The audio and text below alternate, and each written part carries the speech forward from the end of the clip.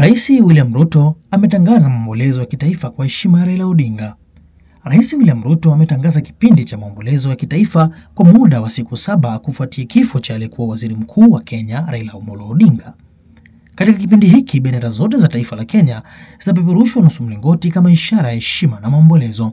Aidha, Rais Ruto ametangaza kusitisha shughuli zake zote za umma na kuwasihi maafisa wengine wa serikali kuchukua hatua kama hiyo ili kutoa nafasi ya kutafakari na kuomboleza maisha ya kiongozi huyo mashuhuri.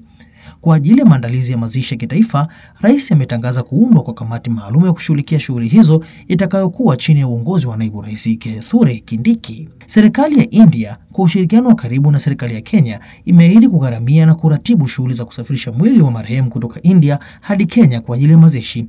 Wakati huo huo, ujumbe wa viongozi wakuu wa serikali ukiongozwa na mkuu wa mawaziri Mheshimiwa Musalia Mudavadi unaondoka nchini Kenya kuelekea India haraka iwezekanavyo ili kushughulikia mipango ya mwisho ya usafirishaji wa mwili wa marehemu.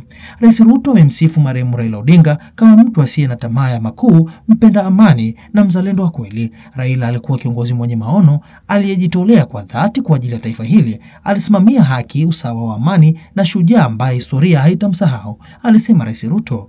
Mazishi ya kitaifa yanatarajiwa kufanyika katika siku zijazo, huku taifa likiendelea kuomboleza mmoja wa viongozi wake wakuu waliotoa mchango mkubwa kwa maendeleo ya demokrasia na haki za Wakenya. Mimi ni Zubran Msuya kutoka Bongo 5 Network, endelea kuwa nasi kwa update zaidi.